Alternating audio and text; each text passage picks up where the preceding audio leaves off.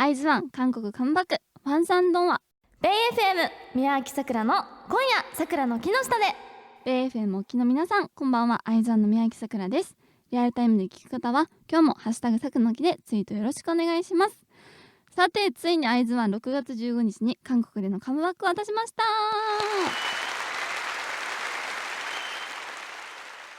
さあ、今回のミニアルバムのタイトルはですね、おなれダイアリーむずまあ日本語で言うとちょっと待ってくださいね。幻想日記おなれダイアリーむずこんな難しい英語。これでも英語圏の方も難しいらしいですよ、この発音。私が別に英語できないからとかじゃなくて普通に難しいんですよ。おなれです幻想日記ということで、今回のコンセプトが私も確実なことが言えないのでふわっと聞いていただくと嬉しいんですけども、童話の中から出てくるアイズワンみたいなで、ウィズワンと一緒にその童話の中に入って幻想のような生活日々を過ごすみたいな感じのコンセプトになってます。だから先週だったかな、先々週にその幻想がテーマなんですかみたいに言ってたんですけど、その通りです。大正解でしたそしてタイトル曲がですね、ファンサンドンワで、日本語訳だと幻想童話ということで、英語タイトルだとシークレットストーリーオブザスワンということで、この曲はですね、さっきのコンセプトとほぼ一緒なんですけども、童話の中に一緒に入って、その中でウィズワンのためにアイズワンはここでずっと踊り続けるよみたいなことを、伝えたいみたいなのが今回のタイトル曲ですね。で、結構私的には今回の曲全体的にやっぱりその少しですね、遊園地みたいな、幻想って感じなのでファンタジーっぽいところがあって、遊園地とかランドみたいな感じのテーマでアルバムは構成されていて、ジャケットもですね、結構その遊園地っぽいテーマで撮ったりとか、その童話の中から出てくる私たちとか、あとはそのちょっと可愛い感じの顔にシールを貼って撮ってみたりとか、結構いろんな、今まであんまりここまで可愛いらしいコンセプトしてこなかったんですけど、今までちょっとどっちかっていうとなんだろうな、上ハゲ、韓国語だと優雅な感じだったんですけど、今回のジャケットは結構可愛らしい感じもあったりとか、あとはやっぱりグリッターを使ったキラキラしている感じもあって、すごくお気に入りです。といっても私はまだ見てないんですけどねまだこれ皆さんすいません、まだ5月26日なんですよ。皆さんは6月17日を生きてると思うんですけど、まだ私は5月26日を生きてる人間なので、まだどういうパッケージになるのかとか、まだどういう写真が出るのかとかあまりよくわからないんですけども、少し予想の範囲で話しているので違ったらすいません。あとカムバックと同時にですね、 MV も公開されてると思いますが、どのシーンが使われたのかわからないので何とも言えないんですけども、撮影をした感じですとこれもやっぱり童話の中にアイズワンが入るみたいなイメージだったりとか、あとはダンスシーンではですね、びっくりしたのが、アイズワンのペンライトあるじゃないですか、公式の中で踊っているっていう設定で、ペンライトのセットがあったんですよ。あれどういう CG になるのか私はまだ見てないのですごい楽しみなんですけども、そういうちょっとウィズワンっぽいところも入ってたりとか、あとちょっとすごい細かいポイントなんですけど、メンバー個人のイメージってあるじゃないですか。そのイメージにちょっと合わせてモチーフをつけてたりするんですよ。例えばナコだったらソフトクリームのイヤリングをつけてたり、私も桜のイヤリングつけてたり、ひーちゃんは桃だったかな、あとミンジはカエルだったかな、あとチェオンはサンムなのでなんか緑っぽい何かをつけてたりとか、結構そういうすっごい細かいポイントが散りばめられているので、まだそれ知らなかったって方はもう一度ミュージックビデオを見てチェックしてみてください。さあ、それでは今夜のオープニングナンバーをお届けします。アイズワンが韓国で6月15日にリリースしたサードミニアルバムおなりでありから幻想童話シークレットストーリーオブザスワン。宮城さくらの今夜さくらの木の下で。今週もメールを送ってくださった方の中から抽選で1名様に新作のサグノキ T シャツをプレゼントします。ご希望の方は希望のサイズ SML、XL の他にあなたの郵便番号、住所、氏名、電話番号を書き添えてメールを送ってください。メールはサク@bfm.co.jp サク@bfm.co.jp まで。今日分のプレゼントの締め切りは次回6月24日水曜日の番組スタート前までです。海外の方からの応募も多いのですが、当たる可能性もちろんありますので、しっかりと郵便番号、住所、氏名、電話番号を書いてください。そしてできれば自分のことだったり、アイズワンのことだったり、メッセージも添えてください。アイズワン、宮城さくらがお送りしている今夜さくらの木の下で。さて、6月15日にリリースされたアイズワンの韓国のミニアルバム、内陸ダイアリーですが、このアルバムの楽曲について紹介していきたいと思います。まずはですね、1曲目からいきますか。1曲目、Welcome という曲なんですけど、これ私収録曲の中で一番好きかもしれないですね。ちょっとなんですかね、ディズニーランドで流れてそうな感じ、なんか遊園地のお城とかで流れてそうな感じがすごく好きで、ティーザーの曲でも使われてたんですけども、アイズワンらしさもあるし、でも新しい感じもあって、なんか童話の中に入れる、なんか物語が始まるんだみたいな感じがあって、すごく私の中でお気に入りの一曲です。続いてはファンサンドンはシークレットストーリーオブザスワン。これはですね、曲もそうなんですけど、宮脇さくら的ポイント言っていいですか。今回この曲がダンスブレイクがあるんですよ。今までダンスブレイクってあったのかな、こんなにバッとあったことはなかったんですよ。ですごくポイントのところなんですけど、最初5人だけ踊るんですよ。そのメンバーに選ばれてしまいまして、最初聞いた時は終わったなと思ったんですけどそれなんで私が選ばれたか聞いたんですね。チェヨン、ウンビちゃん、チェウォン、イエナなんですよ。もう全員ダンスバキバキに踊れるメンバーじゃないですか。その中に私が選ばれた時にってなったんですけど、その大人曰く、そのフィエスタの時に私が少しダンスの成長が見られて、ラビアンローズの時からずっとタイトル曲が同じ方が振り付けつけてくださってるんですけど、その先生がさくらにダンスブレイクさせてあげていいんじゃないかっていうのを言ってくれたらしくて、本当に光栄でした。なんか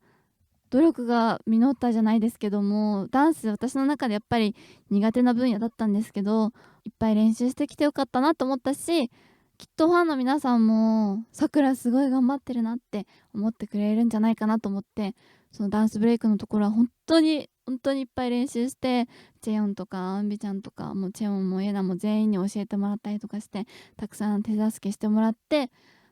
頑張りました。なので今回このファンサンドーンは結構ダンスすっごい激しいんですよ。でも踊っててすごく楽しくて、っていうのも少しずつ自分の成長が目に見えるのもすごくそうですし、大変だけど頑張りがいがすごくあるので、パフォーマンスをしててすごくやりがいがあって楽しいです。ぜひ私のダンスブレイクにも注目してください。さあ続いては3曲目、プリティという曲ですね。これはもうザ可愛い曲で、もうプリティですよ、まさに。でこういう曲アイザンの曲でもあったんですけど、ここまで可愛さに振り切った曲って今までなかったかもしれないですね。私的にもすごくお気に入りですし、もうナコとヒーが似合うですよね本当に似合うんですよ。可愛い曲といえばやっぱりナコとヒーちゃんが本当にすごい。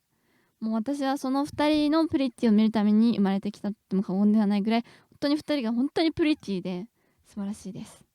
さあ続いて4曲目はですね、フェジョンモンマメリーゴーランドという曲なんですけども、これはですねひーちゃんが作詞をしました。でこの曲はちょっと J-POP な感じも入ってて、結構ビートがすごく良くて、私はチェヨンのサビの歌声がすごく好きで、チェヨンが今回結構かっこいい歌声を今回のアルバムの中で結構入れてる感じがして、すごく好みですね。チェヨンの歌声ぜひ注目してください。チェヨンってダンスがうますぎて注目されがちなんですけど、歌もうまいじゃないですか。完璧なんですよね。なのでぜひそのフェイジョンモマーのチェヨンに注目してみてください。続いて5曲目はですね、ロココという曲なんですけども、この曲もアイズワンの今までらしくない新しい感じが感じられる曲なんですけども、すっごい TMI なんですけど、この曲をレコーディングした時にめちゃめちゃ褒められましためっちゃ練習してきたねって言われて嬉しかったですさあ続いて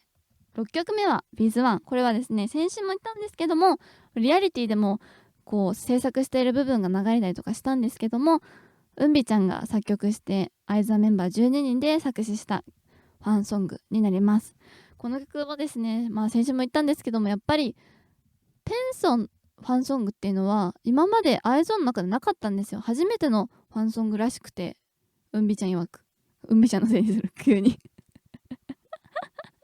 多分そうなんですね。だしこうファンのため、With1 のためを思って12人で書いた歌詞なので、アイズワンの曲の中でもひときわ私たちにとっても With1 にとっても特別な曲になるんじゃないかなと思うので、早く With1 の前で歌える日が来たら嬉しいなと思います。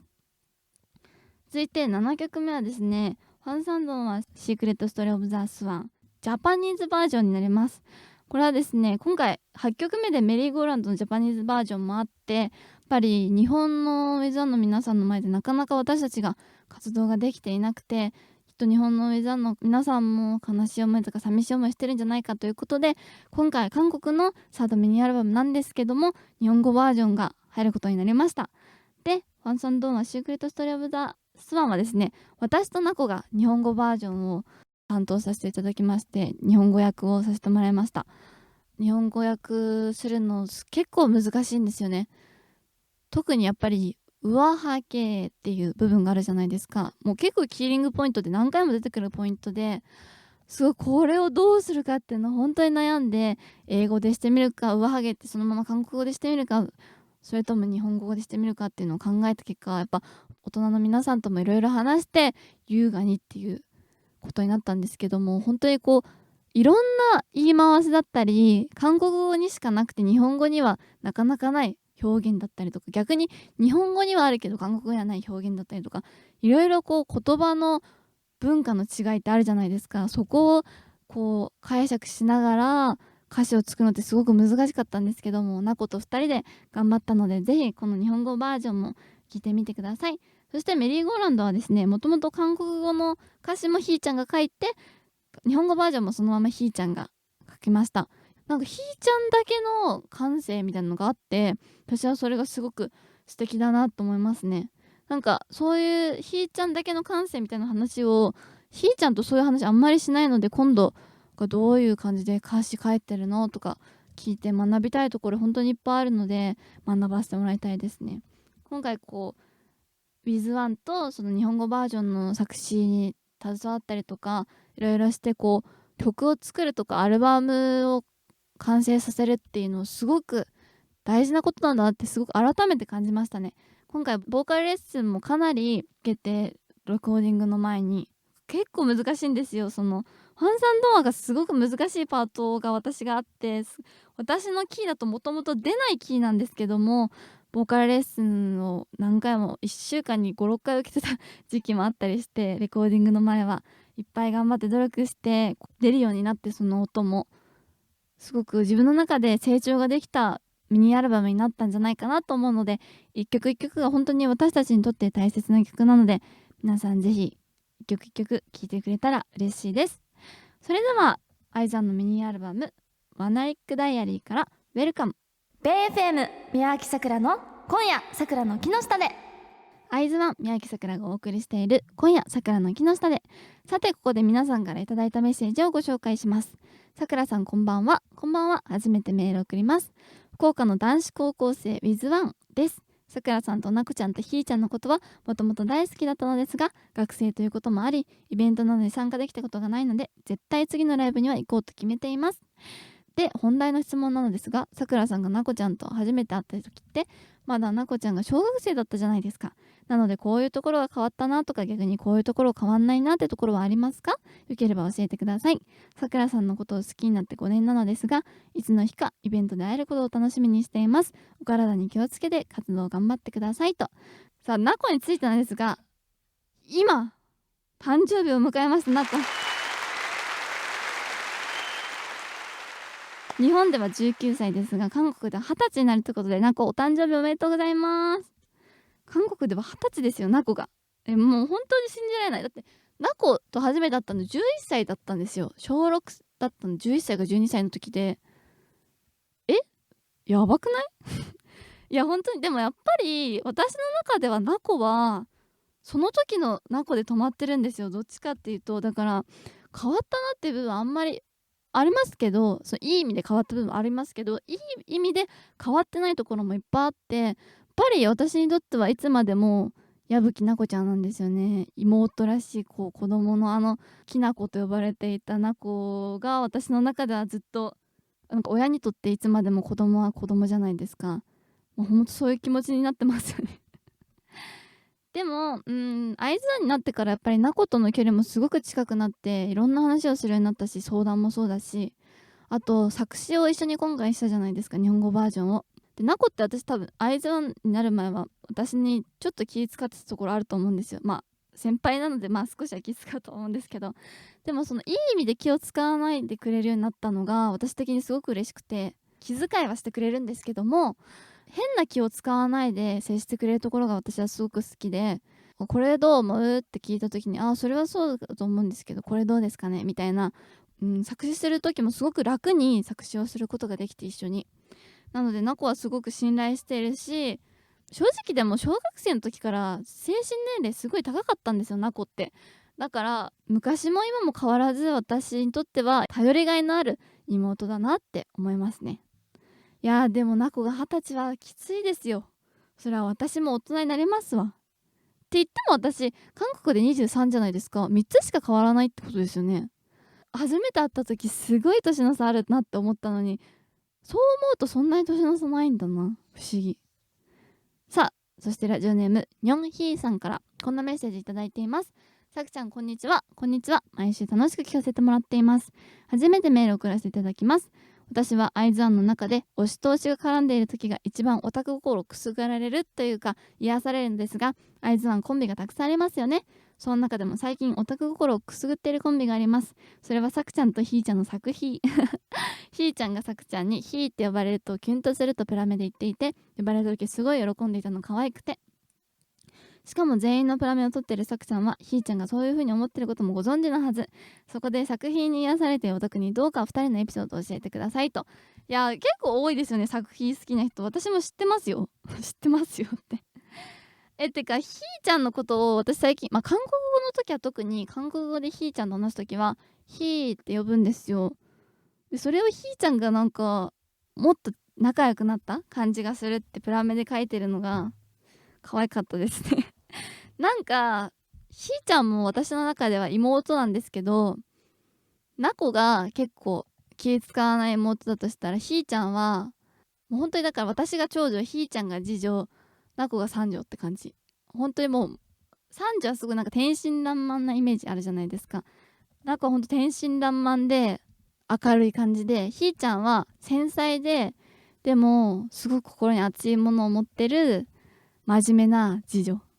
長女はもうゲームして適当な生き方をしてるんですけど、でもなんかすごいひーちゃん私のことを、私だけが感じてるのかわからないんですけど、頼ってくれている気がして、こう悩み相談とかも時々受けるし、私もひーちゃんが大変な時には大丈夫って声をかけたりもするんですけど、なんかそういう距離感が私はすごく好きで、ひーちゃんもなかなか人に悩み相談とか弱音吐けるタイプじゃないと思うので、私もそうなんですよ。なんか人に弱音を言ったりとか悩みを相談するのってすごく勇気のいることじゃないですか。でも私はだからこそひーちゃんの気持ちがすごくわかるので、これからも一応お姉さんとしてひーちゃんのことを支えていきたいなと思うし、ひーちゃんもね私のことをなんか日が経つにつれどんどんこう信頼してくれて頼ってくれてる感じがしてすごく嬉しいので、私とひーちゃんとそしてナコの関係は私は今すごくベストで理想かなって思ってます。